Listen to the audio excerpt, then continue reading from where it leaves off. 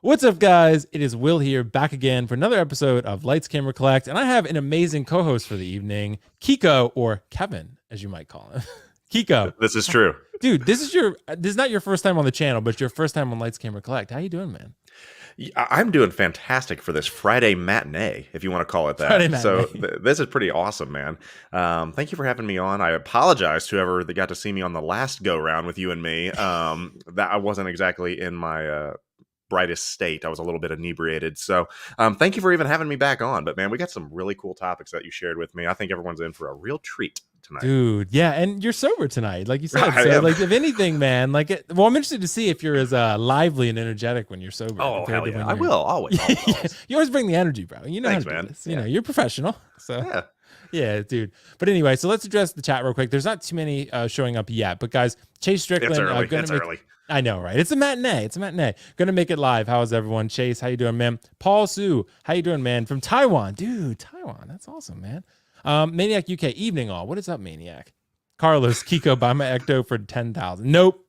I'm gonna time him out, dude. I'll time him out. Nice. Sky Esteban said, let's go. Dinesh, hey everyone. Tukathri Comics, Ashley Chase, Hardcore Candy, AJ, and Fig Fate. Guys, thanks so much for joining. I'm sure we'll have other people that are commenting here, as we go. But Keco, man, you know what we have to start with. And we've talked, people don't tune out, seriously, because you're going to want to hear this. We need to talk about this statue that I've already talked about probably to death. Yeah, this is one of your pet projects, man. It is, dude. Yeah. Come on, man. Like this is like the statue for me, man. So, and Keco, I don't think I've asked you about it yet. So this is why I'm kind of interested to hear your take on it, because this is a Loki quarter scale that we're looking at from Queen Studios. It retails for about $1,150. It's not licensed in North America. So technically you have to get it from Spec Fiction or somewhere else who's reselling this item, because it's licensed in other countries and areas, but not in the States. So this is something that I picked up, Keco. It's full leather. It has rooted hair, which is made of sheep's wool, actually. Oh. It has a light up base, dude. It has a lot of stuff going on. It is quarter scale. Some people think it's a little pricey, but Keco, what do you think about this Loki statue, man? It's absolutely uncanny. One of those uncanny valley type things. It's one of the coolest, quarter scale pieces I've ever seen. And as you had mentioned, that wool hair, or did you say sheep's hair is what it was? Sheep wool or something. Sheep wool hair. I mean, that's tremendous. And let me just answer your question. Dude. Yeah, right. Let's just chat a minute about what you'd said. Is it pricey? Hell no, it's not. For what you're getting, this is probably the best likeness to Loki, Tom Hiddleston, that you could possibly ever achieve. And if you think about, the quarter scale figures, the articulated ones that are a little suspect, you're paying $600-$750 maybe plus tax and shipping. So you're for a couple $100 more, you're getting this, which is far superior to any quarter scale figure, or even some fifth scale statues. I mean, it's the premium format. It's the actual leather. I mean, it's a real aesthetic and it looks real and it's incredible. And I mean, this is all over it, man, for you. This is really, really cool. Yeah, dude, seriously, Keco. It's just like an amazing piece, man. Like you said, the real leather, the head sculpt, the rooted hair, so I think it's interesting too, sometimes, I guess, maybe if everyone is only collecting 1/6 to kind of put it in perspective here, because I do understand the argument of quarter scale prices are going up, but really everything's going up. Hot toys are going up. Like the quarter scale prices are going up. Third scale is going up. And yes, everything will scale incrementally and go up. But for me, I guess, yeah, it is Loki, so I'm willing to pay a little bit more, but I'm with you. I actually thought this might be a little more expensive than this, because the fact that it, like we've already talked about, the features that it has with the rooted hair and with the real leather and the materials and the light up base, I thought this might be like $1,300. I mean, honestly, I was going to say I thought 15 would be fair, just because of the size, the base, the hair, the rooted hair. I mean, just go back to our in-art Joker. $1,100 for rooted hair for a 6 scale figure, and I'm essentially this is twice the size with twice the stuff. I mean, it makes sense to me. I don't have an issue with it. I mean, look at that. I mean, there's no way the average person would assume that is a statue versus an actual screenshot. And that's when you start getting into this type of collecting. That's what you're going for. You don't want, avatars of things that don't look like anything. Just be like, oh, it has a resemblance to my favorite character. But this is your favorite character, which I think looks fantastic, man. Yeah. And dude, some of these angles, man, some of these shots, but for sure, man, it's just one of those things where, to me, like, for example, I've always thrown out the idea that you can barely see him in the shot, but Balder, right? Balder is an amazing statue. He has a pretty big base going on, right? But he is fully sculpted. There's nothing leather about him. There's no like real materials. He doesn't have real rooted hair or anything like that. That piece was $1,200. So he's quarter scale. So that's my point, that I just feel like, yeah, like quarter scale prices are high. There's no doubt about it. But I think that this is very fair market wise. I think this is, and you're getting what you're paying for. And I think you're getting a value on this. I mean, do you know if the base is USB powered or AC/DC powered or something like that? I'm assuming it's not batteries. Yeah, I don't think they said. So it probably is batteries, I would think. Really? Because that's the only thing I would think. I at least would think it'd be some type of hub or port that you could just like plug in directly to keep it on at all times. I feel like flipping that would be nice. Flipping that thing upside down to change the batteries every 10 seconds would. It's not going to be fun. Like a big dick, but the only reason I think of that is because like the Revan statue I have that you might end up getting, I believe it does have a battery compartment on the back, and there's a little button that you tap and turn it on and off. But I'm pretty sure that it does have like AAA batteries or something like that. Yeah. Interesting. I mean, that's the only knock I would have against this. And if there is some type of alternate power for this, then 1100, from Spec Fiction is a absolute steal. And that's just for it being US based. As you said, it's North America, you can't get it in North America directly. That's what I'm trying to say. That's the way to say it. That's the way I'm trying to say it. But yeah, I mean, with that little bit of a markup and such, man, that's a steal. It really is. Yeah, I think so too, man. And like, there are other statues I've gotten too that have cost, a little less than that. But another good example is like the Jon Snow on the throne. I guess maybe that's people's barometer because he's all sculpted and he comes with a giant throne and he's 1,000. So I do get that too. But I just feel like, yeah, the price is high, no doubt about it, and I wish it were lower, but I just feel like based on the market value of what we're seeing with these quarter scale statues, I think this is very fair. So that's just my opinion. I mean, everyone might disagree, but I just think it's incredible. If you look at this guy from any angle, and he has like a nice museum character pose going on, it's a Do we know if it comes with any other alternate like swap out hands, or is he always going to be holding the staff? Yeah, I think it's just what it is. Yeah, and they didn't say anything about the scepter lighting up. So I don't know if the scepter lights up. There's nothing said about it, so I'm going to assume it doesn't. So, but yeah, man, I'm excited. So maybe one day Queen Studios will make a quarter scale to get you, Keco. So at this point, anything is possible. Anything is on the table because if you get me going the right way, I mean, I go hard into something when I get really obsessed. I'm really I got a really addictive personality. Don't let, as you can see before, some of my consumption.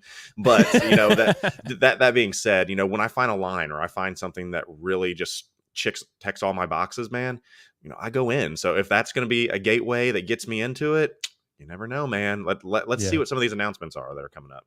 Absolutely, man. So, dude, before we jump to the next topic, Keco, we got a couple super chats I want to hit here. Carlos, of course. Carlos, thanks so much, man.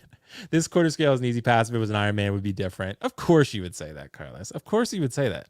He wants I think Keco, he wants like all third scale Iron Man or something. Like he wants like a full Iron Man display. I don't know, man. So like a Hall of Armor, but in like 1/3 scale? Yeah, but in like third scale. He wants even a quarter scale or like a half scale and then like a 1-to-1 also. So he just loves Iron Man. And I get it. Everyone loves Iron Man. Everyone's got their vice. Yeah, so I mean, I get it. Fig Fade also in the house. Fig Fade said, if I don't own any other Marvel statues and have zero plans to in the future, would it be weird for the Loki statue to be in my collection? No. What do you think, Keco? Let me read that one more time. If I don't own any Marvel statues and zero plans in the future, would it be weird? I don't think so, because it's just like kind of an iconic moment in cinematic history. That's the first Avengers, and what everyone remembers where they were when they saw the first Avengers, the first real, team up film that was done properly. No offense, DC fans. But, that being said, Loki was the chosen bad guy for that. And that's what this is from. And so just from a film perspective, you can honestly speak to that and say, hey, this was the team up movie that started it all for everybody. Good God. Has it been like 12 years now at this point? Maybe even longer. It's like 10. I think it came out in 2012. Yeah. 2012. Yeah. I mean, either way, that's really depressing in itself. But yeah, I mean, you certainly can have that because it's what it stands for. That's pretty sweet. Yeah, absolutely, man. So Keco, let's move to something that I think people are also going to get a little excited about. We got an announcement of the Hot Toys Classic Loki, which actually was something that I think some didn't expect to be released at all.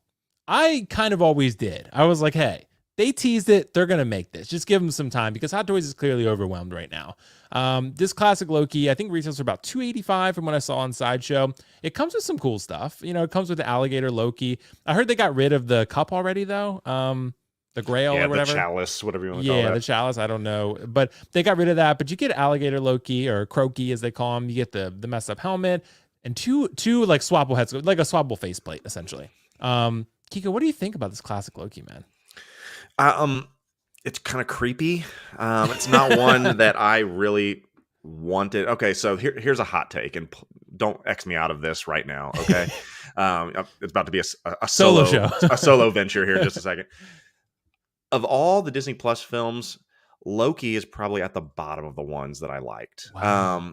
And just I don't know if they stuck the landing properly. There was just some things about it. You know, that's a topic for another time. But this was an interesting insert into the show. Obviously, when we start seeing some of the variants and we learn about the Lokis themselves, that's cool.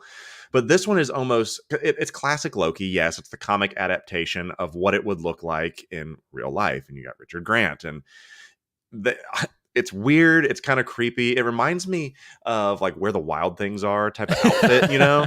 And to me, that like outfit and that book always like freaked me out. So either way, it's not for me. And what is the best part about this is that, you know, we obviously are going to get into the, you know, Susu Toys showed this like well beforehand. And then a week later, they did a tease. And now here we have it in all of its glory. But I will say, you know, props to them and their head sculpt team for putting out one of the best likenesses ever, perhaps. I know, granted, it's just a prototype. But damn, I mean, that head sculpt is tremendous. But this one's just a little bit too odd. I mean, that alone is nightmare fuel. But to be able to add that to my collection is not going to be something I want to do. But will, as a Loki fan, I mean, is this something that you need to have? Dude, I don't think so. I don't think it's something that I feel I need to have because it's funny because people always assume like anything Loki and everything Loki that I'm going to buy. If it's Tom Hiddleston Loki, that's the Loki I tend to connect with. So I'm more so eager to get those collectibles and figures and whatever. When it comes to this classic Loki, I really like the show, Keco, but I understand because I've heard others say similar things to you about Loki not sticking the landing, it kind of being a big cliffhanger, not really feeling like it resolved. So I understand that for sure. I really love the show, but I don't love everything about it. I mean, I do feel like, you know, there were some areas where I felt Loki was not as mischievous or dark as I wanted him to be. He kind of felt more like Ragnarok Loki than he did Avengers Loki. And that kind of felt like was a little bit of a jarring thing. Right. Yeah. And I think that's very fair, especially when I think it's a great comparison, you know, because Ragnarok really changed the whole perception of the Thor franchise and turned it into kind of a comic book, funny comedy type of thing. And, you know, to where he's the god of mischief and he's the trickster god. And if you go all the way back to Avengers, just like we were talking about, this devious pawn of Thanos, and then you have this version that you get in the Loki TV show, it's a little bit, you know, what am I looking at here type of thing. Right. Or what am I loking at here? Nice. There you go. But I do have to address Carlos, who said, Loki's the worst Disney Plus show. The Book of Boba Fett, hold my beer. Now, I will say the worst Disney Plus Marvel show because, yes, Book of Boba Fett, damn. We'll get to that a little later. But thank you, Carlos, for the super chat, man.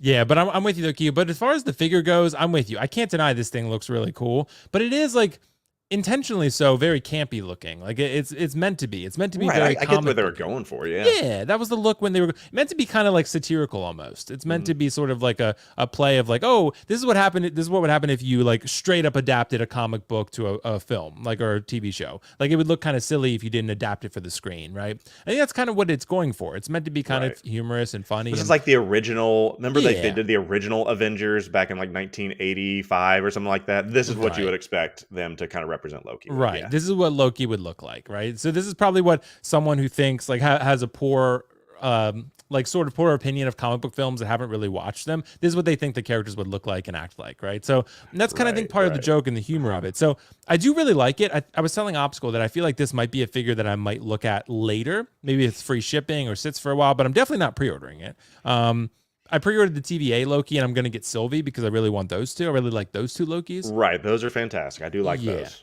But I mean, as far as this one, I think this is going to be one that I don't think this is a super hot figure by any stretch. I think it's a really, really good one. But I don't think he's essential to anyone's shelf. You know what I mean?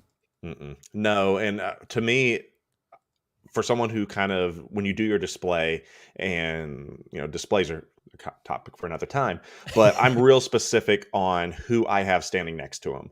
Yeah. And I don't know who I'd put next to him, because yeah, you could put Loki or Sylvie next to it, but it still doesn't look like it goes together. And so when people walk into your room and you're like, oh cool, what is this, who's this random guy standing next to these normal looking characters, it's hard to explain. And sometimes when people come over to my house, as you know, I'm not all with it, so it's going to be a harder a story to tell. So, Yeah. yeah, I mean, but let's give props to the head sculpt and the design team. I mean, that's fantastic. Yeah. But yeah, this one's just a little bit off for me. Yeah, I think so too, man. I really like it, but it's really well done. There's no doubt about it.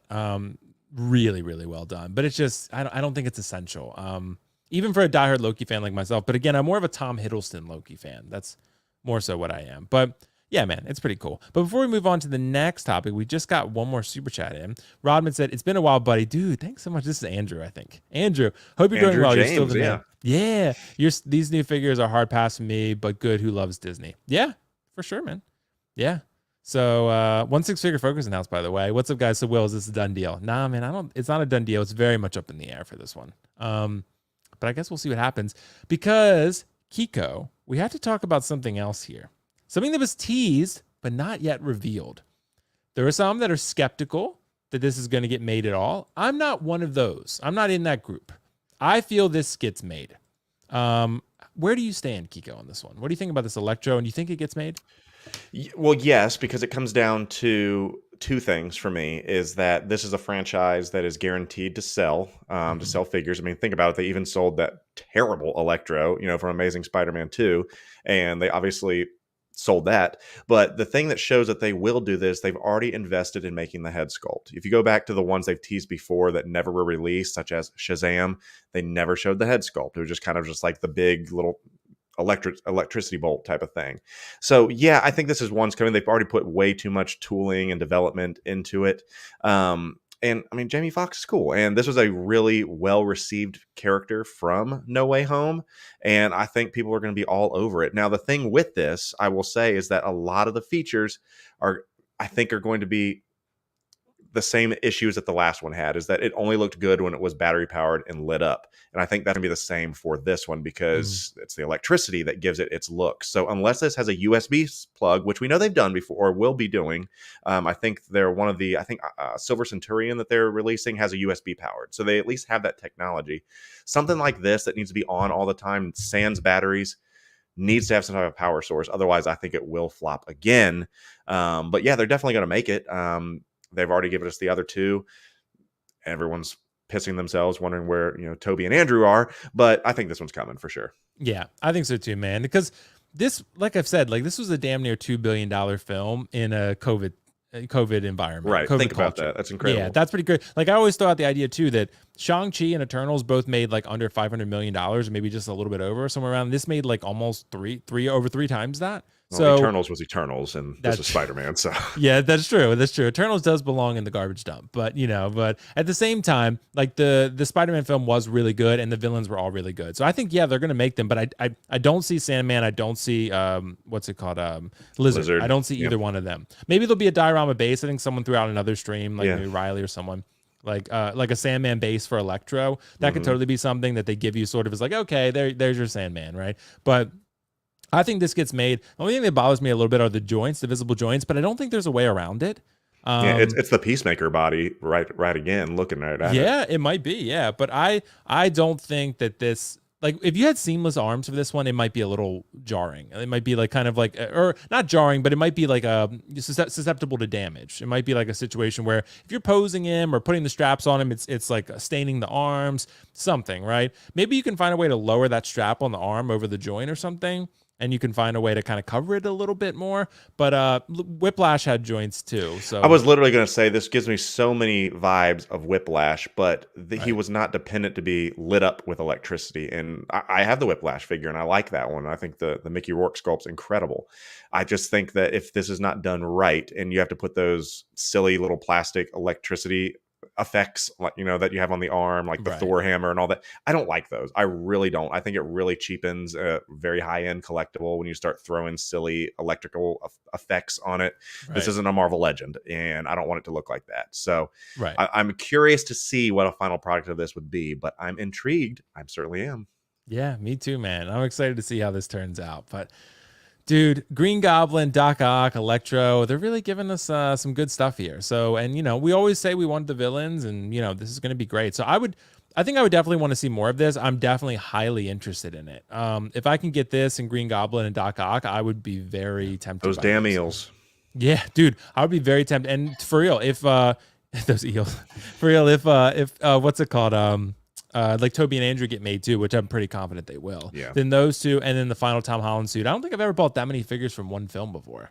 Like, yeah, I mean, it's a money pit, but in a good way, just Right. because it's almost kind of like the Spider-Verse's Endgame moment, Right. because there was a bazillion figures from Endgame, but that was told over a 10-year period. This technically was told over like a 25-year period, if you want to think of it like that, because of Toby and all that.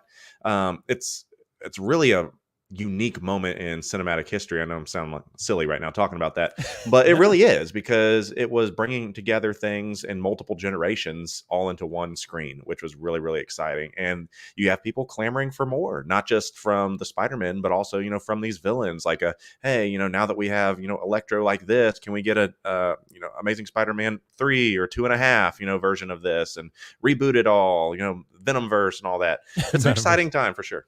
Morbius first. Yeah. Really. Yeah. We can talk about that at some point. I know. I haven't seen it yet, but Keco, I definitely want to address one other chat here before we move on to the next topic, because of course it's Carlos. It's Carlos. How dare you? Thena is a Grail. Yeah, bro. For some. For some. Thena and Gilgamesh, they're Grails to some. It's fine. It's fine. It is what it is. It's the worst reviewed Marvel movie for a reason. That's all I'm going to say. But I don't want to get myself too much trouble here. Correct, but Keiko, yeah. I want to move on to a figure that I really have not heard your take on yet. Because I'm just going to throw this out there. I don't mean to taint your opinion here, but I don't like this figure, man. This is the Darth Maul, by the way, for those listening. This is the Darth Maul from Clone Wars from Hot Toys that they just announced as released recently. Dude, it's the solo head sculpt, which is good. I like that head sculpt. I had that figure before, but when you take the shirt off of him, it just looks weird to me. I don't know how you feel about it. Well, once again, Drago is making his appearance made downstairs. He can't let you have the spotlight, dude. Correct. He hears us talking up here. But here's my take on this. I've been looking forward to this one since it was released. And as someone who is a massive Clone Wars fan, and I've said this before, the last 4 episodes of the Clone Wars, the final season, is some of the best Star Wars that you'll ever see. It is absolutely tremendous. It is the absolute perfect prequel and setup to Revenge of the Sith. Love it. All that being said, that moment, and it was even from the trailers. I remember I was actually this week, when this figure was released, I always get myself hype and go back and watch pictures and videos, from, the show. I went back to watch the Celebration announcement when they did the trailer for the first time for the Clone Wars, the final season. And when they show Maul fighting Ahsoka, people lost their shit over that. They're like, oh my God, that scene right there that you just showed, when they find each other, that's a big moment in the Clone Wars. So when I know that I could get that representation visually, I was all in on that. Now let's talk about the figure itself. The only thing I don't like, and for me, I'm never going to have him shirtless. I'm just not. And so that's not a big deal to me. Do I want him to have better jointed elbows? Sure. But as someone who owns the DX 1617, I have the alternate sculpt I'm going to put on it. I was never planning on using this solo sculpt anyway in the first place. It looks good on the solo figure. It does not look good here, and I'll give you that. But I have the DX 1617, whatever one you call it. I don't know if I want to do the serious face or the growling face, but because I have that extra head sculpt, that's going on this figure, and I think that makes it good. And I've seen some of the videos and photos of this figure with that head sculpt, the DX16 one, and it looks great and it looks awesome. And I can't wait for mine to get here, because I'm going to swap that out, put it right next to Ahsoka. It's going to look badass for real. Yeah. Yeah, I'm sure it will, man. And you're right. If you do put the cloak on him, then it does look a hell of a lot better. And if I'm going to have him displayed that way anyway, then definitely I want jointed arms, because I don't want the seamless arms to fall apart. So I do feel like obviously they prioritize that, but it's almost like I almost would have preferred them not make this body like this at all. Because Right. you know what I mean? Because I don't, it's almost too much effort for something that I feel like most people probably aren't going to use because it just doesn't look good. Well, I wouldn't even say it was effort. I mean, they didn't sculpt the tattoos. It's kind Yeah, of just poorly printed. It's kind of just an afterthought, like, hey, find a body. Let's throw this on there real quick, print it, and there we go. right. Because it's not, you've seen all the photos and reviews. It's not even the same paint that's on the head. And it's a good addition for people that maybe buy multiples and they want to do that. That's Right. not me. I usually have, well, I only have, outside of the clone troopers, I only have one figure. I don't, regardless if it has multiple head sculpts or not. You know, I'm not buying two Pennywise to be able to show two Pennywise sculpts. I don't do that type of stuff. I did. But for people that do, that's awesome. But I'm never going to have him shirtless. I'm just not. Because for me, as a Clone Wars person, when I think of shirtless Maul, I think of the spider legs. I don't think of him like this. And this is the moment I want him to have, where he kind of, this is when he's ruling Mandalore, you know, when he fights the Vizslas and Bo-Katan, and when he fights Sidious, you know, this is what the outfit that he's in. And so that's the way I think of it. So I'm never going to have him shirtless. I'm going to put the right sculpt on him, and he's going to look good. No problem. Yeah. I think so. Yeah, man. The sculpt I'm fine with. It's funny when you look at some angles though with the neck. Like, I like that one. Go back to that Is it little this one right picture. here? That's a good picture. I Yeah, do it like is. that one. Yeah. Yeah, he definitely looks angry. So that's kind of Maul's character right there. But it's funny, yeah, when you take the shirt off, his neck's too long. Like it throws off everything. Like you can't. I Yeah. don't feel like you can take the cloak off of him because it's not going to look right. Yeah, and I certainly won't be. So no harm, no foul here. Yeah, exactly. So it's almost like why even bother with it at all? That would have Right. been my opinion. But I guess they wanted to give you something somewhat unique. But I mean, And the sarcophagus is cool. You know, that's another Yeah. neat display piece. You can put that in front of one of your, you know, Coruscant guards or something along those lines. So, I mean, it's worth it to me. I mean, Yeah. if you don't have a Maul, I mean, you certainly can kit bash, whatever you want to do. But I think it got a lot of unfair hate. But I'm happy to own this one. Yeah. Absolutely, man. Andrew James came back in the chat. Andrew, thanks so much, man. He said, this is $5 for Keco for remembering me. Keco remembered you too. I remember you too, man. Give me some credit, man. He said, we'll send it to him now or no more super chats. I'll give Keco his cut. That's what I'll say. Thanks, fam. Yeah. Thanks. Yeah, Andrew, looking out for Keco over me, bro. Come on now. I let you play games with us, even though you broke all the rules. So, but Keco, we got to get into some big picture stuff because it's kind of what we do here, right? We talk about the news, we hit what we need to, but we have a lot of big picture topics. So we're going to see how many we can get through. It's kind of like a speed run. But the first one we have, figures or statues. Obviously, there's strengths, there's pros and cons, there's strengths and weaknesses to both. But you're kind of starting to segue a little bit. You still have more 6 scale than anything. And so do I. I have more 6 scale than anything. But if you made me choose and you said, Will, you have to choose between your top 10 collectibles, like Carlos asked me all the time, a lot of them would end up being statues. Are you starting to like kind of gravitate towards statues? Like where are you at right now mentally? Well, without spoiler alerts, I mean, you can take a look behind me and see that we're kind of going that route. Okay. But you hit it right on the head, is that with statues, you have to kind of think through your purchases, and you can't just be, oh, a new release, and go grab it and throw it into the DTOF or your display shelf, whatever it may be. It doesn't work like that. For one, you have to consider the space factor, because these are they're heavy. They don't just fit anywhere. And usually they come at a much premium, you know, price. And so you need to think through that as well. So they're also not releasing, you know, 50 statues a year, which depending on what your budget is and things like that, if you just want to be a statue collector, you're like, okay, here's my big 3 releases, you know, for this year, you're golden because you're set. Mm-hmm. So with that being said, is that I'm highly considering, you know, as I got my entire room over here of all 6 scale figures, and I've started to branch out into my statue game here, it's very, very tempting, because I keep pointing right here, you know, that's one of my newest pieces. It's a 1/3 Venom, you know, it's a limited edition run. And I think you and I talked about this, you know, off air, or whatever you want to call this, backstage, is that with statues, there's an elitism attached to it, and there's an exclusivity, which I think a lot of us collectors like to have, and to be able to say, oh, this is one of however many pieces, and you know exactly what that number is. When it comes down to Hot Toys or 6 scale, no one knows how many there are there. So with that being said, I want my figures because they're easier to collect, but I'm entertaining the idea of having more and more statues. But you have to be a little bit smarter about them.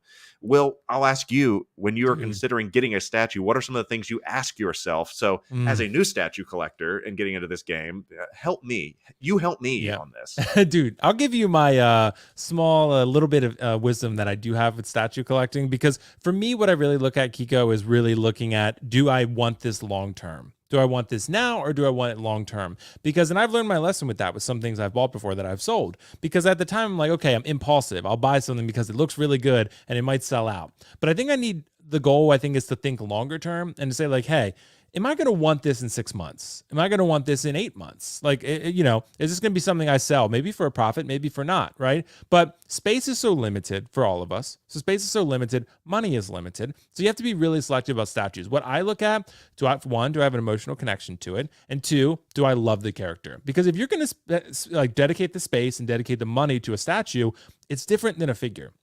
Like I can go and get a Hot Toys figure of Gamora, who I really like the character of Gamora, but she's not Loki to me. Right. She's not Loki or Joker or Pennywise or, right. you know, 100%. even like, you know, any one of those characters that you could name. She's not Thanos even to me. Right. Yeah. And that's funny you say that because each one of the statues I have, like you had said, an emotional attachment to it. Yes. There is either a, wow, this is one of my favorite figures, or not figures. This is one of my favorite characters. This is one of my favorite scenes, you know, something to where I look at that and their emotion is triggered by there. Venom being my favorite Marvel character. You know, I got the Mythos Maul, you know, being one of the coolest Star Wars characters out there and an unbelievable visual. I mean, that's something to think about for sure is, and I love what you had said is what is my long-term plan with these? Because when you get your statues, it's not like you can just flip it, you know, Right. they're a little harder to move out of Not your collection as well. Because there's a select market for them, especially for people that when it comes down to shipping them, I mean, you're going to be massive boxes and such. So it's a different world, it's a different level of collecting, but it's something I'm very, very interested in for sure. Yeah. And I think it just really depends. Like, for example, I'm about to share one now. That, for example, to me, this was one that I really like the character of Sauron, but to me, it almost more so represented my love for Lord of the Rings.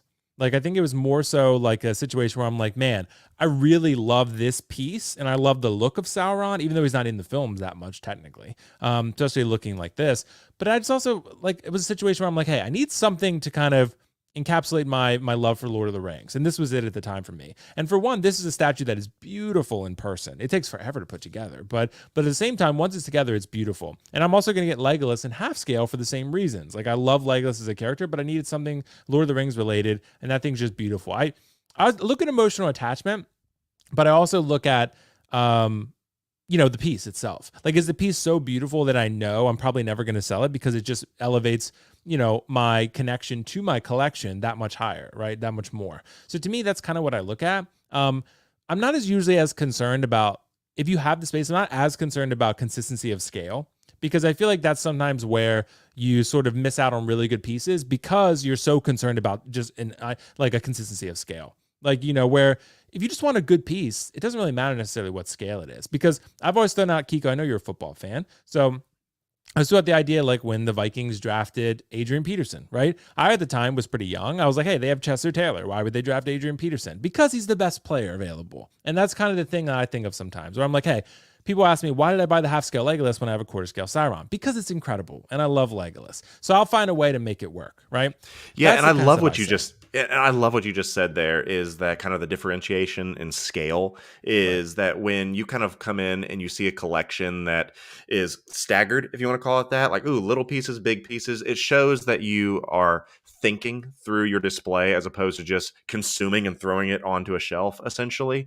And what you had mentioned about I guess what I had said is that when people come over and like they come and look at my stuff, 99% of the time of all the things that they've said since I started getting some of these statues, everyone always says this statue or this is my favorite thing that you have. And it's always a statue every single time. Yeah. And I think it's because of the dynamic posing, the size even. I mean, they have presences attached to it. Now, I'm not going to be getting rid of my 6-scale figures anytime soon, but I think it's definitely, as a collector, something, if you can find some staple Hallmark pieces, you know, that could really be the pillars of your collection. And I think they're great compliments. Yeah. Yeah. And I think it just really depends. Like, cause I don't really like posing. So for me, it's an easy choice. Like I'll get Hot Toys. I have more Hot Toys than anything because, like you said, Keco, they have a little less of a gateway in terms of getting to them, right? They have a little less of barrier because yeah, they are expensive, no doubt about it. But they're not, a statue is $1,200. Like you can get a Hot Toy for $250 or $300, right? So you can get 4 Hot Toys for the price of one statue. So yeah, they have a little bit less of a, a gateway, so to speak, or like I said, that obstacle, that hurdle that you have to cross. So for me, yeah, that's kind of why I have them. And also I can get characters that I wouldn't pay statue prices for. So like I mentioned, Gamora, Ant-Man, Wasp, what other characters am I thinking of? Like Chirrut Imwe, Jyn Erso. I know Lael's gonna be upset, but characters that I like, but I'm not like in love with those characters, right? Like I don't love those characters, so they're good, but I would love to have them in my collection because they fit my display. But that's why Hot Toys and other companies like 6Scale are really good, because you can also get the characters that you really, really like, but you don't feel like you want to drop $1,500 on, So Yeah, and I think also that kind of like we keep talking about the term gateway. It right. makes you it helps you not impulse buy, because you're Right. not going to impulse buy a $2,000 piece. No. Hopefully not. Hopefully not. But Yeah. I've made some poor choices before. But it really helps refine as a collector. And I'm finally getting close to the mic again. Sorry about that, everybody. Oh, you're good. But it really helps you say, okay, is this something I want? Is this something I need? And you really say, okay, I don't need this figure that was just released and everyone's really hyping it up on Facebook. They have one. I need one too. Let's go get it.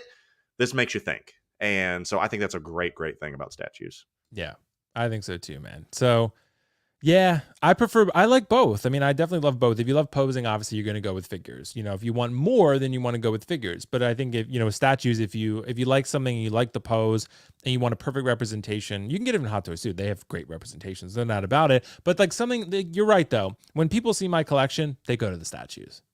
Like, I mean, they're bigger. So they're bigger, and not necessarily saying they're better. They're not always better. Hot Toys has, the king of the game for a reason, but yeah, I don't know. But Keco, I want to ask you something too, because we're talking about Hot Toys. We always talk about Hot Toys. They're like the centerpiece of most shows, Yeah. right? They are overwhelmed right now. I don't think there's any ifs, ands, buts about it. There's no uncertainty about that. They are certainly overwhelmed. They haven't released Hawkeye figures. They haven't released Toby and Andrew. They haven't released the final Tom Holland suit. They just put out Classic Loki, which Loki show came out forever ago. So there's a lot of figures that are backlogged right now. There's no Cad Bane, right? There's no Cad Bane. There's no Black Chrysanthemum. There's a lot of figures that we're waiting on. So they're overwhelmed right now. I don't know what that means for us exactly. I think it might mean people, I mean, like you said with Sideshow, maybe with the Loki thing, maybe they've refunded everybody ultimately, but maybe they were like, let's get the deposits and those rest of those payments, because people are waiting too long and they're starting to get antsy and cold feet and they're withdrawing, right? They're saying, I'm going to pull my money out of this transaction. So I don't know what that means for us. What do you think? Like, do you think it's going to mean like people buying more things that are in stock because they're hungry to buy something? Or do you think it means they're just going to save money up ultimately? It's a dangerous game, because as collectors, when our collecting routine is interrupted, we panic and we have to have something. I always talk about during that time of Chinese New Year, that is when some of the dumbest purchases we as collectors make, because we're not getting our normal releases. And so we run to eBay or Facebook Marketplace to go and buy something to fill that hole. I think that if there's no releases, we're going to go and buy something somewhere, because that's just what collectors do. But I have to ask, is it a business decision, and who is making this decision? Because at any point, I understand it is a business, okay? And I don't know, obviously we know Howard's in charge over there, but why are they making these decisions? Why are you continually pumping out things, but not pumping things into the pipeline, but not pumping anything out, if I could say it like that? Right. And it's kind of like, this makes that come off the wrong way. It's kind of like the people that get themselves into like a financial situation and they just keep spending, thinking they can just like eventually, oh, it's going to be fine. I'll get that raise eventually. Things are going to be better. I'm going to sell some of these things. But before you know it, you're $1 zillion in debt and you've not really have anything to show for it. I wonder if it's kind of like that. They were thinking that, oh, supply lines are going to be fixed. We're going to be good. Oh, COVID's going to be gone by then. We're going to be good. But at some point, they had to stop and say, okay, we are pressing pause to pump things out of our warehouse, because we have to start making money, because you're not going to fund a business on pre-orders. You're not. You're just not. People say, oh, get your pre-order in now and get your exclusive hologram. No one wants that, and no one's going to do that. So, and then you have these things like Gilgamesh. I mean, it's a strange business decision. And for us, as a collector, we're going to find something to buy. It doesn't affect us at all. We'll find something. But I do worry, as a sustainability model, what their end game is and why they've not made any adjustments. Because if I was in charge, unless I could see the financials and the pipeline of different things and I had some inside information, I would have made a statement, and I know that they're big on their secrecy, and I'm rambling here a little bit, No, that's fine. but they are big on their secrecy. You never know what's coming, and then they love to wow you, like boom, right out the gate, kind of like, oh wow, KX, no one saw that coming. But what is it that they're doing, and why won't they communicate? Say, look, during these unprecedented times, we are halting, releases. We're going to hope to get back to it, or we're going to do one release per film, and we got this. Tell us something, because right now, just pumping out pre-orders, no one wants to collect pre-orders. That's silly. I don't know what the main end game is for this, and it's only going to hurt them. It's not going to hurt us because we're going to find something to buy. I'll go buy a statue if I need to. But for them, eventually it's going to catch up with them, and I think that it's starting to, and they're starting to feel the pressure of that. And then other studios, other companies come in and clean up, and so that's, I think, where we're at right now. Right. And I think we're also at a point, Keco, too, that you hit on where we're not incentivized to pre-order right now. So there's no incentive. There's zero incentive. Yeah, for Hot Toys, there is zero incentive to pre-order. Why am I going to drop an NRD when I know I can get this thing when it releases for probably cheaper than what I'd pay for it at pre-order? So why would I do that? And also, I'm locking myself in. I'm locking myself into a pre-order that in 2-3 years, I might not want anymore.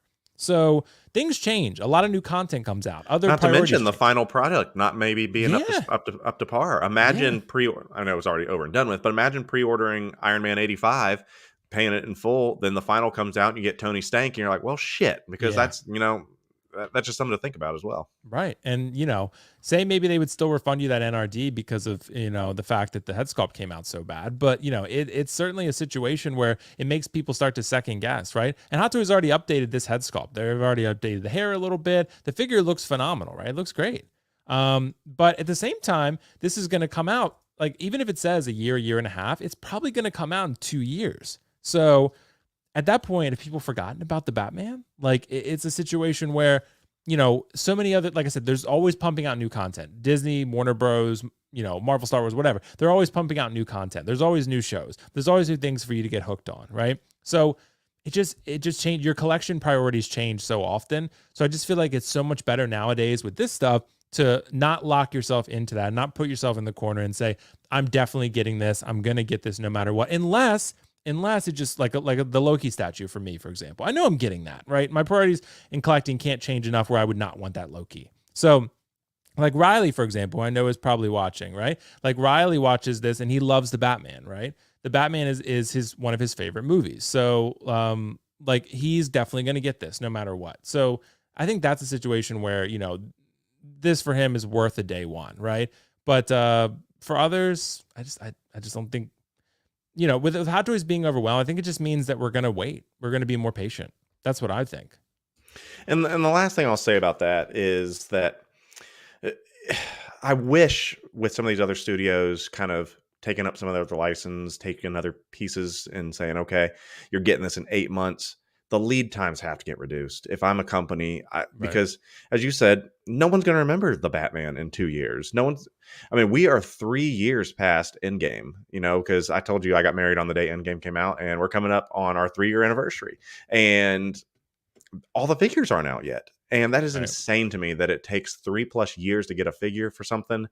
You got to get that fixed. And maybe they can press pause or figure out new production or something. I'm rooting for them because as a collector, I want to continue to give them business. But if there's nothing to do, you're going to go elsewhere to do things.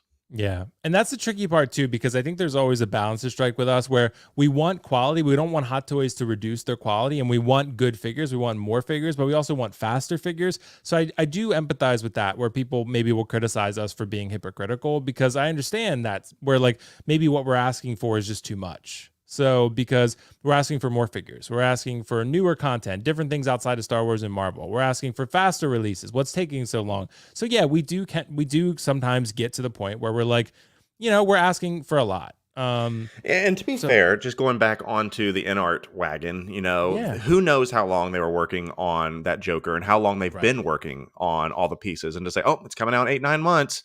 Well, great. Well, no one knows how long, they personally were getting in that, sourcing all the materials and things. No one knows that, and we don't.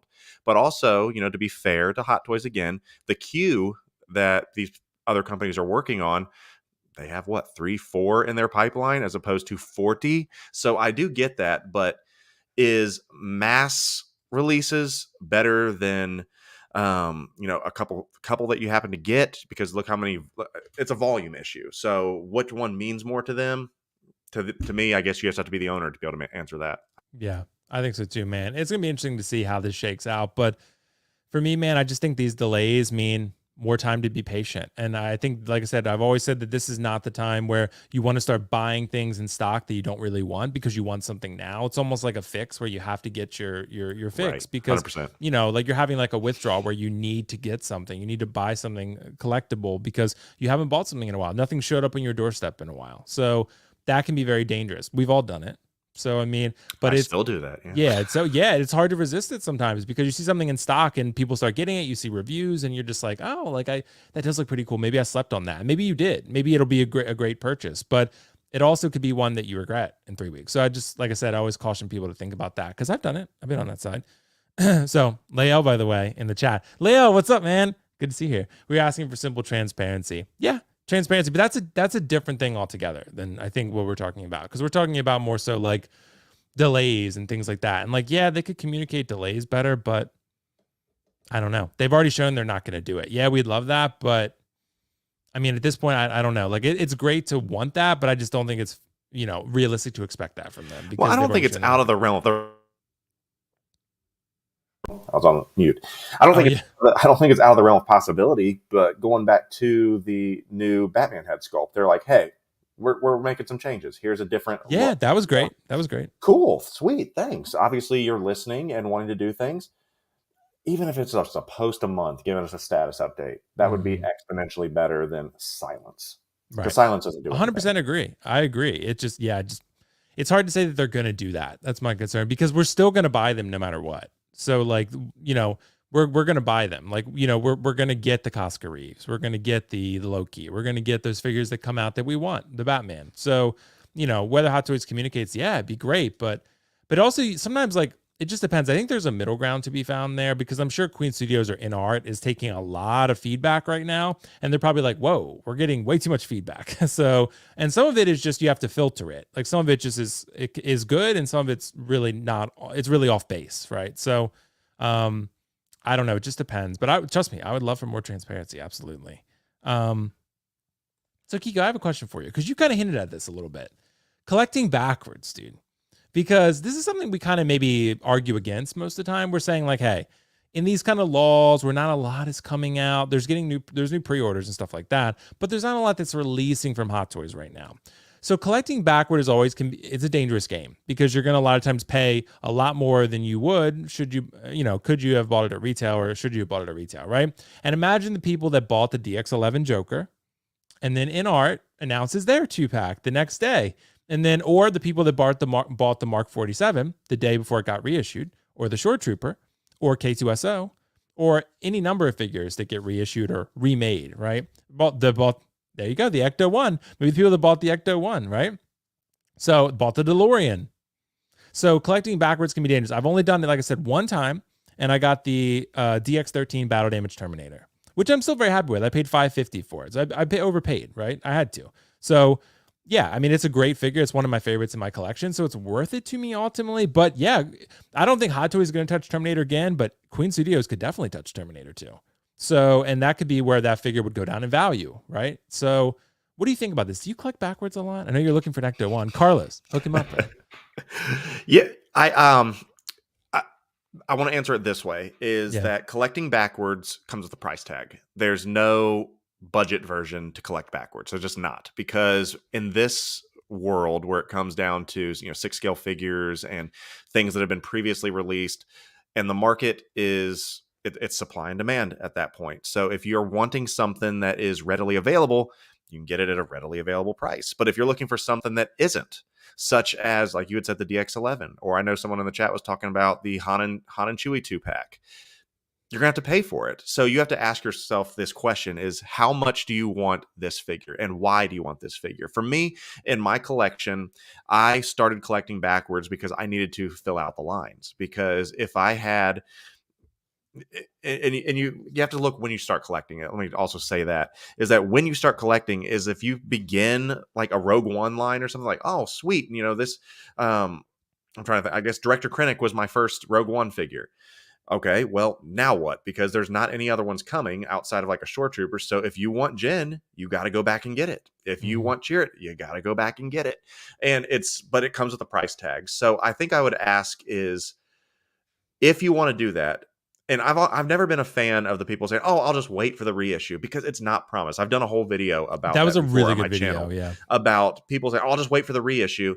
Only 5% of all of Hot Toys releases, and I haven't updated it since that video, but around only 5% of all releases have ever been reissued, with a staggering half of that 5%, like 2-3%, are all Batman type figures. If you're a Mm. big Batman figure, yeah, you might get a re-release. But if you're a Star Wars figure or you're a Marvel fan outside of Iron Man, your re-releases are almost non-existent. So you have to say, if I want this figure, I just need to wait, be patient, and find the best deal. And when you do find a deal, you need to strike, and that's your opportunity to get it. I remember I thought I quote overpaid for my Han, and I got the Han and Chewie 2-pack.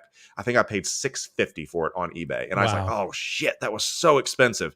Now it's like $1,200, and at some point, it keeps going up, and everyone's like, oh, once it becomes a high in demand figure, Hot Toys is just naturally going to release that because they want to get all the money. If you look at the numbers, that's not true. That's not Mhm. true.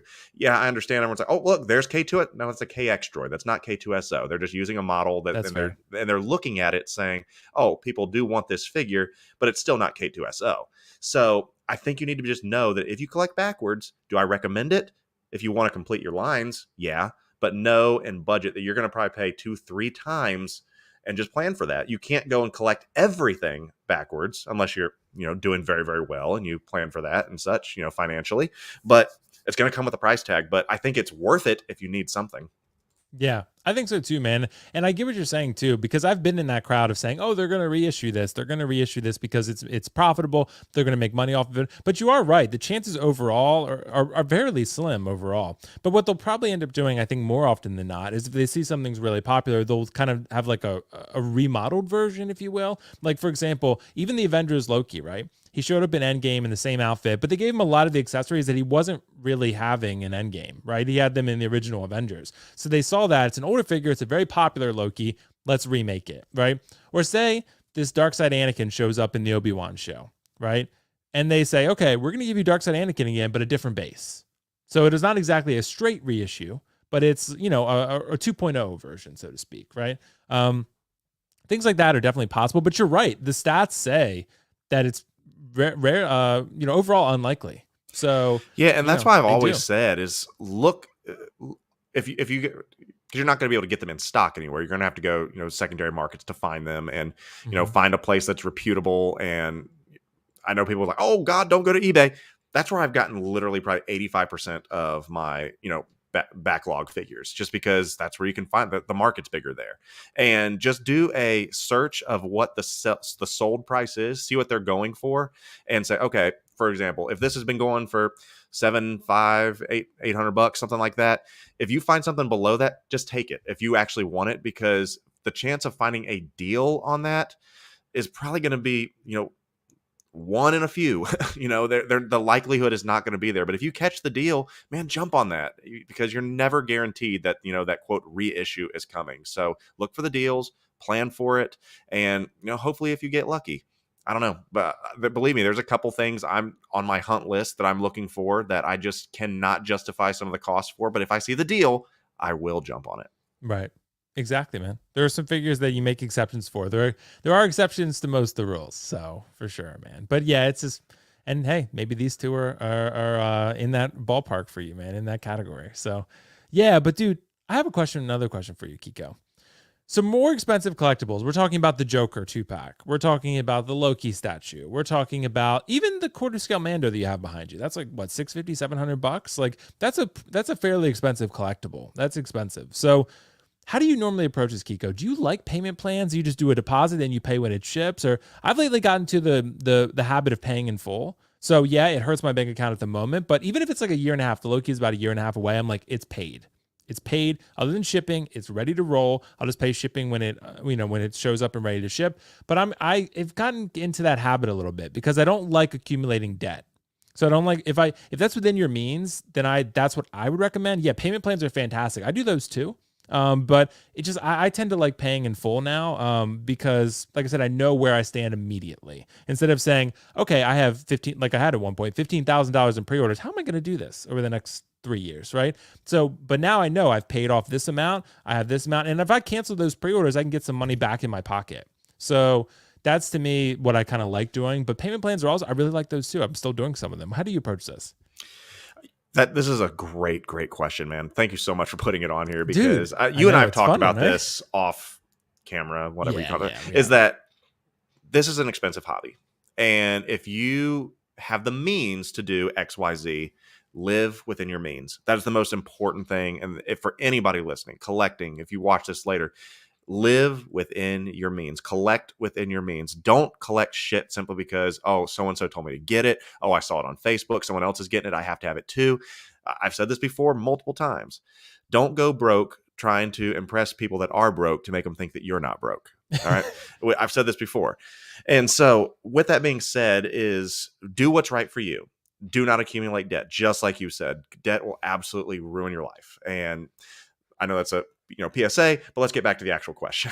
But No, I it's think this is important. it's important. So when it comes down to the expensive shit that you have to talk about, for me, I want things right away. So if you buy a car or whatever, you finance the car, you get the car right away. Unless I'm wrong, with figures, you don't get the figure until you pay it off. And so for me, when things come out, I want it right away. So what I usually do is that, for me, originally, when I was getting stuff from Sideshow, and if Sideshow changes their ways, they'll get my pre-orders back. I'd put my deposit down, and when it was ready to ship, then I'd pay it in full, and we'd be good to go. Because that's the way I'm set up. Financially, I'm good to do that. No problems there. I just don't like the payment plan simply because I want my figure now type of situation, and so I don't want to have to deal with that. And so that's the way I do it. So do I ever pay anything in full? If it's in stock, I do. If I need to, but I won't, kind of, when it comes down to kind of like what this, like the in-art Joker thing, I'm not paying, $1,100, out the gate, because for one, I don't know when it finally comes out if it's going to be as good. So I'd rather put my deposit down knowing that if I need to bail, I'll be out a little bit, but I'm still safe. So I like having that option to know that you can bail. You might lose your NRD, your non-refundable deposit, but you have some wiggle room there. So for me, that's the way I'm always going to do it. I don't know the last time I don't think I've ever paid in full, for something that's, pre-ordered by any means. I take that back. Some third-party things, because you do have to pay for those full in front because they're unlicensed, whatever it may be. You're taking a little bit of a risk, sure, but they're not $1,100 risk, type of thing. So I will always just put my deposit down, and when it's ready to ship, I'll pay it then. Yeah, that's absolutely fair. And I got to hit a super chat real quick. Ash Chase. Ash, dude, thanks so much, man. I appreciate you, my guy. $7.99 super chat. Thanks so much for the super sticker. And Keco, I tend to be fairly similar for the most part. I have been paying things off in full, but for a while I did payment plans. Like I said, I did the deposit and then I would pay the rest at the time. But then what happens is sometimes a lot of stuff hits you at once. So if you do want it, then yeah, say the Loki statue comes out and then there's 3 Hot Toys that come out also that month, right? So I paid the deposit on them, but now I owe a lot more than the deposit, because the deposit might be 10%. Right, and you never know when they're going to hit. You never know, and they could all come at once, right? Yeah. So that's why I think payment plans are good, because by that point you've paid off most of it or all of it anyway. And then by that point, if you did pay in full, it's already paid. So you might have to worry about shipping, but that's it, right? So you kind of know where you stand immediately. So, but it just depends. It depends on your financial situation, right? I'm by no means a baller. I make a middle-class salary. I just like to pay things in full based on the salary that I do have. So for me, I go based on that personally, but I understand the deposit thing. But this is partly why I don't pre-order it that much anymore. A statue, sure, maybe this because I had to in 3 days, or a third party that I know is going to be gone in 7 days, then yeah, if I want it, I'll pre-order it and pay it. But, with these companies too, Carlos raised a really good point to me actually on this, so I'll give him credit for this one. It's a smaller company, right? So if I pay them in full, I paid Spec Fiction in full for that Loki, right? If he goes out of business in a year, then I'm probably screwed. So that could be something too that people need to factor into this. So that is a little bit of a risk, because I'm paying in full for that. I paid $1,100 for that. So if I pay him in full and he's gone, then, or 1/6 kit, I paid 1/6 kit in full for those Game Toys Final Fantasy figures, right? If he goes out of business and he just disappears, then yeah, I might. If I'm within 6 months on PayPal, then I'd be fine. But otherwise, if it's past that 6-month window, then I'm screwed. So then for sure that's one argument against paying in full, and that's absolutely a fair one. So for me, it just depends. Like this Joker 2-pack, I already paid off. I paid Kid in full for it. So hopefully it turns out good. If it doesn't, I'll cancel and I'll get all my money back besides the NRD. So that I wish I'm fine with, but that's what I would say. But to each their own. Like if you need payment plans, then absolutely you should use payment plans. Just don't get too many, because I've done that. I've been in a situation where I had 5 payment plans running simultaneously. So, I remember one time I remember where I was. Again. This was right during the height of the pandemic time, where people were quarantining and all that stuff. And I remember going through Reddit, and everyone's like, "Hey, let's see your pre-orders, everybody." And people would like do a grid of all their pre-orders. And I was like, "Oh shit, you guys got like 15 pre-orders." And they're like, "Oh, this is so fucking cool." I'm like, do you guys realize how this is going to hurt you when these all release? Granted, some of those still have not released yet, and so maybe they're fine. But you do need to think through it. And I know it sounds like I'm 100 years old, but maybe use a spreadsheet for real. Keep track of your pre-orders. Just throw it on your phone or a list, and just maybe check it from time to time and say, okay. And just like you had said, you got 15 grand in pre-orders out. Okay, when are these supposed to hit? So if I know this one's coming in 2 years, this one could come in 6 months, and kind of stagger that out and decide whether or not, okay, if the worst happened and, I need a new transmission, or, my air conditioning went out, something like that, you're not stuck or on the hook, and you can take care of your main things, your family, your house, your car, all that. And you're not fucked because, you have this $3 zillion charge and toys that you're waiting on. So just live within your means, everybody. Be smart, look through it, plan. Do not impulse, do not FOMO. I know I sound like I'm the old man yelling at cloud, but I just really want people to be, be yelling at cloud. Yeah. Dude, but and Keco, and my point is too with statues, if you just paid the deposit, then you're gonna hit with a large charge when it's ready to ship. So that's what I'm saying. That's almost like you just paid it in. You should have just paid it in full up front anyway, because if you paid it up in full, you're gonna get everything but the NRD cost back at the end of the day if you cancel it, right? But say the Loki, right? Say the NRD is $300, right? You're still, when it's shipping, you're paying $800 plus shipping, so you're still paying about $1,000. So it just depends whether you're paying it now or paying it later. Or you can get a real special situation like Replay Toys locally that get all these in themselves, and you can just go pick it up, and that makes it a lot easier. So if you have a supplier, then you're set, man. Yeah. And by the way, we can talk about it later, but you need to make yourself out to Celebration. You need to get yourself here to ICCC. You need to come in here to Tennessee to hang out and give us all these awesome toy stores down here. I think you'd really like it, man. Dude, if you're inviting me to Tennessee, I'll go to Tennessee, bro. Yes. I'm going to Tennessee, dude. Come here to ICCC, man. What's ICCC? What's that? It's the big Star Wars convention right before Celebration. They're going to have McDermott and Ashley Eckstein, all them. So all that stuff. I'll talk with you about it later. See, because Riley's a big fan. Because Riley, if I go to Star Wars Celebration, I'd be staying with him and Carlos. But Carlos, I don't know if I trust him. So so I don't trust Carlos either for some of the prices he's asking. So I know, right? And but Riley, I trust. Riley's awesome. So But Keco, let's move on to the next one, man, because I feel like this is another one that'll get people thinking, which I really like, right? Are we overwhelmed right now? Because there's a lot of really good options. Statues, figures, everything in between, busts, helmets, props, whatever, right? There's so many things being thrown at us right now, and we're just like trying to hold on tight, right? So that's really what's happening. And I guess you could call it the golden age of collecting, but it also could be like the dark age of collecting, because for your wallet, right? Or for your bank account or your savings, because there's so much good stuff, and there's something that'll drop that we call them the anomalies, right? The anomalies will drop. This Loki statue, I knew it was coming eventually, but I didn't know when. It just dropped out of the blue. I'm like, I didn't expect to spend $1,000 this month, but I guess I'm doing it. So that's what happens, right? So that's what I'm saying. Are we overwhelmed right now? Because I know Hot Toys is, but Hot Toys is releasing good stuff. There's third party that are doing good stuff. There are Queen Studios making figures now. J&D's start to make figures soon. Like there's J&D statues. There's Iron Studios. There's XM. There's Prime One. Like there's so much good stuff. That's so much temptation out there. So do you think that we as collectors are a little overwhelmed right now with too much good stuff coming at us? I'm going to try to be did you ever watch wrestling and know Bad News Barrett?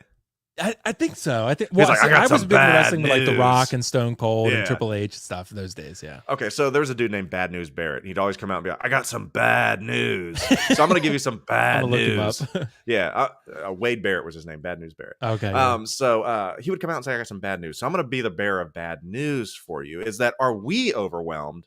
No, we're not. Because let's keep in mind that a lot of these companies have their ideas and they're throwing out their ideas that they're thinking, their products they're trying to make, all those things. They're not guaranteed that they're all going to come to fruition. How many times, whether it be Hasbro or Kenner or whatever it may be, they have a plan, but it doesn't always come to fruition, or maybe they go out of business or something like that. So just because there's all these, I need to see the thing available for sale. And when it actually becomes to be, there he is. And so I had to pull it up on screen though. hell yeah. So I think we need to be cautiously optimistic that it's great that we have options, because then if you go to the store and you're like, okay, I got an apple, I got an orange, I got a banana, I'm feeling a banana day, so I'm gonna pick up this banana, and you leave because that's what's on the store. But we could say, okay, we might have this in stock next year. Who knows? And so all that to say is that I want to see all these figures come to fruition. I want to see J&D release something. I want to see Hot Toys get caught up. I want to see Queen Studios continue to put out the things that they say they're going to put out. I want to see, Jazz Inc. continue to put out the things that they say they're going to do. I don't want to see anything fall by the wayside or not come to fruition, because there's been things teased before that never happen. And so there's companies that go out of business every single day, unfortunately. So we're not overwhelmed. They have really set the bar. And so now they have to deliver on all these things. And if they deliver, then we can make some nice decisions. But I don't think we are overwhelmed. I want to see what these companies actually do. Yeah, that's definitely a fair point, because there are a lot of really good options. I think maybe I don't know if I would I'm overwhelmed in a sense, in that there's so much good stuff out there. And like I said, and I think it's just the temptation of it. So sometimes I think maybe that can, when you step back from it, kind of like pull you away from collecting a little bit, because you're like, oh man, like, am I doing the right thing here? Like, am I getting more than I should? Am I taking on more financially? Am I taking a bigger financial hit than I should? Right. I think that's part of the, the feelings of being overwhelmed, just in some sense. But it's never, I don't think it's for most people going to like deter them entirely from collecting, but it'll definitely be something you look at where you're just kind of like, oh man, like, it's just, this is coming and I got to worry about when this is shipping, and this didn't show up on time, and this is going to hit me, and there's going to be 3 things coming out this month. Am I going to be able to afford it? That's kind of where it can start to become a little concerning, a little daunting of a task to like stay collecting. So that's why I have a lot of respect for the people who have been collecting for a long period of time, like Denobi or Optical, who've been doing it for a long time, right? Yeah, because let's be honest, we're really in this day and age of social media influence, Right. we are easily swayed. And a lot of the people that listen to us and watch us and such, they're easily swayed. And there's a reason that there's channels and things out there that try to persuade you to go and get something new, because we're easily swayed, because we want people to see what we have, because that's just the way that society is right now. It's all that show me what you got mentality. And I think that is a dangerous situation, because I've asked it and said before, why are you collecting at all? What is it that you're collecting, and why? Is there an emotional attachment to this? Because if you just are hoarding things and collecting to impress somebody, that's the wrong thing. And there is no longevity for that. You will burn yourself out. I remember specifically because I think I was talking with you. You're like, who's Dave? Dave from the Toy Owl Podcast. I was like, Dave? Yeah. Hey, Dave. Dave from the Toy Owl Podcast. We had a guest on about a year ago, and this person was balls to the wall. They were getting everything, and ask me what they're doing right now. Nothing. They sold all their figures. They're not collecting at all? No, not because they've sold all their figures. They don't want it anymore. They sold all their cars or whatever. They started getting into some cars and things like that. And they don't do anything anymore because they got so burnt out. And collecting should be something that brings you joy, and it'd be a representation of like your nostalgia or the things that, this is all upstairs. So when I come upstairs to work, I'm immediately slapped in the face with the things that make me feel good. Right. And there's nothing, and I've pruned the things out of my collection that don't make me feel good or had no attachment to, like you had mentioned. And so, We'll get to that. yeah, collect with what you want to collect, and man, don't get swayed on something, because if you try to go too quick in this hobby, man, you'll burn out. Because I have Right. respect for Lael, who's been like cooking and collecting for a long, He's long another time. one, bro. That's He's awesome. another one That's that's been awesome, collecting a and I long want to. I time want that the same to be deserves said of him. respect for that. Yeah, Yeah. Like he is another one, man. Lael's been in this game a while and he's been in it for a reason. And he's been in it, he's able to stay in it for a reason. yeah. It's not So for about sure. how much you collect, how fast you collect. Because you'll burn yourself out doing that, and you'll get yourself in a lot of trouble for doing that. So, yeah, Yeah. man. Yeah, absolutely, man. It can be a very dangerous game. So yeah, and I don't want people to feel overwhelmed with pressure either, like pressure to buy something because other people like it. Just because I like this Loki statue and I've talked about it a bunch doesn't mean that you should go out and buy it. Like I mess with friends and stuff like, dude, you should buy this, but I'm joking. They Oh, know yeah, that. I know you do. I Yeah, know you do. I do it with Revan for you too. I'm like, Keco, Right. buy this Revan, dude. So it's a joke though. People know I'm joking. So I'm being silly. So that's really what I'm doing. So yeah, and same with Pennywise. Like I told people it was going to be a grail, but it's not like I expect everyone to go out and buy him. Like if you don't like him, then you shouldn't buy him. But yeah, I just want people to always be cautious of that. Like, we say things and whoever else says things or, any company, any reviewer, YouTuber, whatever, like people on Facebook, like, at the end of the day, it's your own decision. So don't get in over your head because we've all done it. We've all been there. So that's my 2 cents on it. But Keco, one last question for you, dude. And you kind of teased it a little bit. You kind of led into it. It was a very nice segue by you. So I got to give you credit on that one. So what happens with you when you fall out of love with a figure? When you see something in your collection, I always tell people, if you walk into your collection and you forget you had something, it's time to go. So it's time to sell that thing. Or you walk past it, like you said, and you don't feel those feelings anymore where you're like, man, I really love this piece. I look at it and I'm like, I don't know. I liked it at the time, but I don't know how I feel about it now. In my opinion, maybe give it a little time, but I think it's around the time where it starts to say, okay, it's time to go. It's time to be in a situation where someone else can enjoy this more than I do. That's my take on it. That's why I've been selling some stuff recently and also to fund other things. Like I bought that Legolas, I bought this Loki. I wanted to fund that by, using my collection to fund my collection. So Keco, how do you approach this? Do you normally sell stuff to like fund other endeavors or new passions? That's why I say don't pre-order, because you could pre-order and in 2 years, you don't want that Electro anymore. You don't want that Doc Ock. So again, but roundabout way. Yeah, this is all these topics and all these things you've laid out for us today, I think are extremely important for not just experienced collectors, but new collectors too, especially new collectors. When you start thinking through this, because we can fall into having things that we don't want. So what happens when you walk into the collection room and you're like, the fuck is that? And you're like, What is that? why do I have this? And man, I'll be the first to admit, there's been a couple times where someone messaged me and be like, hey, you getting this? Yeah, I'll get this. No reason for me to have that. My biggest reasons is that, okay, I'm a big Nolanverse, Christopher Nolan, Batman, all those things. I love the Dark Knight trilogy and all. Those are the only DC figures I have. At one point, I was like balls to the wall just getting DC figures because I had those Batman figures. I was getting the Arkham Knight. I was getting the Arkham series. I was getting some Justice League. Why? Why was I doing that?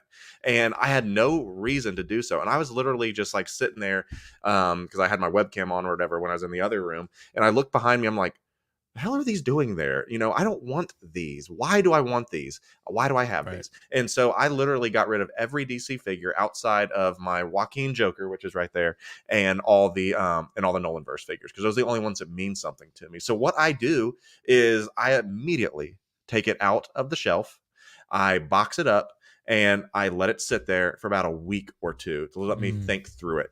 And at that point, you can start doing your research to see if you can, what it's going for on eBay or wherever you want to sell it or something, to get an idea of what that cost is going to be, what your dollar is going to be that you're going to put it on. And then after that, if a couple weeks have passed and you're like, let's be honest, some of the art boxes kind of can get you hyped again if you see the box. Yeah. And so you're like, okay, this is cool. And you'll bust it back out and you might put it back on there. But for me, if you can walk by, he's out of your display, you can see the box sitting there, and you still can only think about how much you're going to get for that figure, absolutely move that thing on. Because if it does not bring you joy, it does not bring you anything, man, get rid of that thing. And look, you might take a loss on some of them, but get something out of it instead of just sitting there making you depressed, honestly. Making you depressed. Yeah, I mean, get rid of the stuff. And I actually keep a spreadsheet as well. Everyone's like, man, what's the deal with this dude's spreadsheets? I have No, a I'm the same spreadsheet way. of, I preach that all the time. I have a list of everything I've bought, when, how much I bought it for, Same. what the market value is, Same. and what I sold it for. And I keep Same. okay, so we might have the same sheet. Yeah, but we copy and pasted each other's sheets. Yeah, and it's I have a net value, and then Same. a total value. Okay, great. What the hell? This is crazy. It's great minds, bro. But I always want to make sure it's in the green, not in the black or red. You Right. know, because if so, I mean, hey, I bought a lot of things that I didn't need, and I took a loss on them. You know, that's a one way to look at it, is that if you continually are selling things and taking losses on them, you probably shouldn't have gotten them in the first place, because you're not going to, even if you have a figure that you're like, okay, this isn't really going for much in the aftermarket, but it means something to you, you're not going to be selling it in the first place. So if you're looking at your spreadsheet and you've got a lot of red and a lot of figures you've moved out for no reason, maybe do a little bit of inventory and be like, why am I getting these things? Because this is a bad habit. The dumbest thing, I'll tell you, the dumbest purchase I made, is I got hype for the Power Rangers. And I grew up with the Power Rangers, you know, but before 3-0 did it, was it Star Ace that made them, I think? I think so. The No, it was a first third version. party, wasn't it? Yeah, it was. I think it was the Star Ace was the first version. Then 3-0 officially made them. Okay, yeah. Right, So right. I went and before the 3-0 ones came out, I was like, I need these now. And I was able to find a set that had all 5 plus the Green Ranger and the White Ranger. And I'm like, oh, sweet. And I thought I got a good deal on them. But then I literally had them for 4 days in my collection. And because I was looking at it, they did not fit with my display. They did not look good with everything else I had. I was like, this does not fit. I took a bath on those fuckers. And you talk about we've been there. We've all been there. You talk about my spreadsheet. A majority of my loss is because of those Power Rangers, because no one wanted them and I didn't need them in the first place either. So something to think about, man. Don't get things, and be smart about what you're moving in, what you're moving out. But if you fall out of love, man, get rid of it. I've totally been there, Keco. You can totally, like you said, take a bath on some of these purchases, because you're like, you know what, you move on from it and you're just like, man, the market value on this is not what I thought it might be at the time when I bought it. So that's what I'm saying. Things change so much. Priorities change, interests change, passions change, and the market changes. The market changes so frequently that it's almost impossible to predict long-term what's going to retain or increase and appreciate in value or decrease in value. So depreciate. Like, it's impossible. Like, so there's too many factors, because again, look at the DX11, right? It was bomb. It was $1,000. Queen Studios comes out. I'm sure it's still priced pretty well, the DX11, but it's a lot less valuable now. So, and imagine Hot Toys 3.0. The DX11 is going down, right? So even the J&D statues, man, they appreciate in value pretty quickly, but give it to another company. Queen Studios will make a third scale, and then everyone's like, oh, that's kind of better than the J&D. It goes down in value. So, I mean, that's my point. But I'm with you, man. I have an inventory of all my collectibles. I know what they're worth, what I paid for them, what they're worth on the market now, when I bought them, where I bought them. So I keep track of all that stuff. Keep those receipts, bitch. Yeah, exactly, bro. The receipts, bro. Like seriously though. But if I'm keeping track of everything I'm selling from year to year and everything I'm buying from year to year, I put a set percentage of my salary that I can spend on collectibles. I don't want to go over that. If I do, I have to sell something.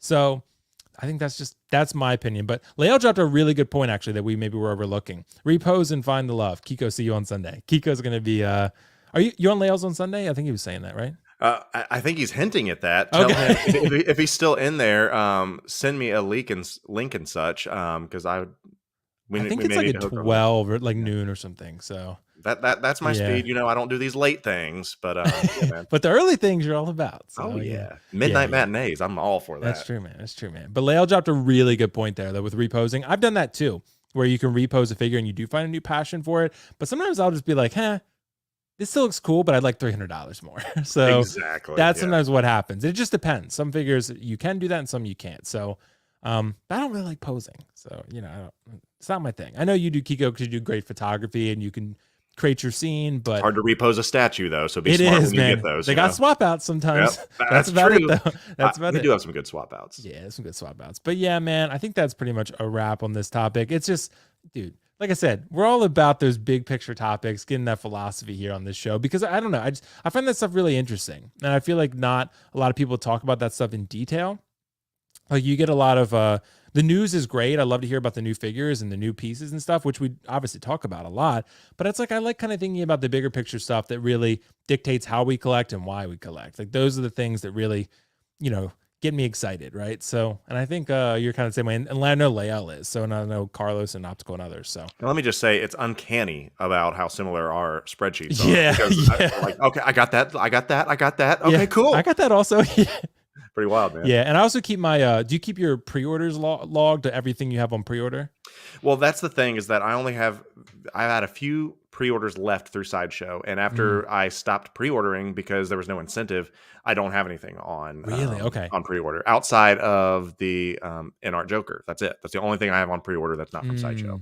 Okay. Yeah, because I'm trying to get my pre-order number down to 0. So I've gotten it pretty low, so I'm very happy with it. But I think I got like 10 or 11 left for me. Yeah, I think I have I'm looking at it right now. I think I have 11 pre-orders. It's still have something left to be paid. I have more that I've paid in full already, but that has something left to be paid. There's like 11. So it's a lot better than it was, man. I can tell you that. So, canceled a bunch of stuff. And, like I said, people can learn from my experience and others where you have to cancel a bunch of stuff and then you go and like pay some things off and sell some things. So yeah, man. But Keco, thanks so much for joining, man. What's coming up on your channel? I want to promote your YouTube and Instagram, man, because seriously, that reissue video you did was seriously gold. Yeah, well, I do appreciate that, and it's a lot more fun when I'm sober chatting on these, isn't it? Dude, we can it's fine if you're not. We It's can all really good. articulate some really That's deep true, thoughts that's here.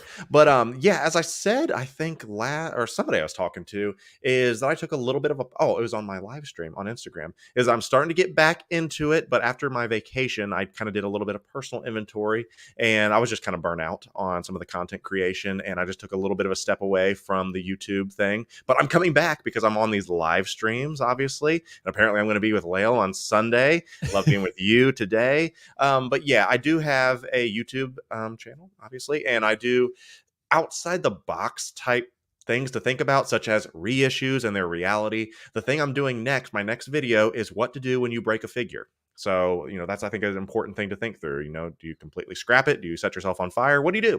Set yourself on fire. Yeah, so think through that. So yeah, there's the channel Keco Collects. And then on Instagram, that's my pride and joy. That's where I put a lot of pictures of collection as well as my toy photography. And I really have a lot of fun on that. And I just updated my little Avi on YouTube, on Instagram. I haven't done it on YouTube yet. So but yeah, so that's what's going on here. So I love communicating, chatting, send me messages, send me replies. I love all that type of stuff. I love interacting with the community. Lots of fun. Yeah, dude, absolutely, man. But I got to give you credit for seriously some amazing photography.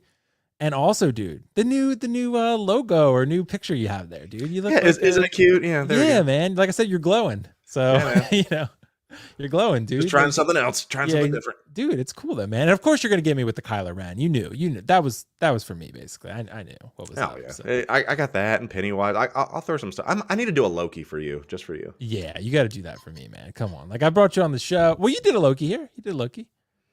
Well, that's not an actual photo. So right, I'll do a prettier one for you, just for you, and tag you. Yeah, there you go. Tag me in it. Just tag me in it, dude. That's the best way to do it. But yeah, man. Thanks so much for coming on. Seriously, I know we had a great chat about a lot of cool stuff, news, big picture stuff. Like I said, it's always fun, man. And I like these kind of one-on-ones or maybe like a 3-person panel where we can just talk to each other a little more intimately instead of having like a big panel. Those are great, man, for real. I love those, but I like to kind of switch it up every now and then too. So I don't know. It's a lot of fun. But guys, thank you so much in the chat for joining us tonight. And this will be the new time moving forward, 5:30 p.m. Eastern every Friday. So hope to have Keco back on soon. Absolutely. And, this is my speed. This is my spot. I like this time. The wife's at work. So this is my golden hour right here. Yeah, this is my golden hour on Fridays, man. Hey, there you go. There you go. So, but yeah, man, thanks so much to everybody for joining. And yeah, there'll be Collectors Mingle Sunday at 8 p.m. Eastern. I have no idea what the topics are going to be yet because I usually come up with them the day before. And yeah, it'll be a lot of fun. And I'll probably have to come up with the topics on Saturday because I have a date Sunday. So nice. With the girlfriend. So I can't come up with the topics on Sunday because I'll be busy because my birthday is on Monday. Oh, hell yeah. There you go. Yeah. So we'll just see what happens. But yeah, man. All right, guys. Thanks so much for joining. We're going to end the stream there. Peace out.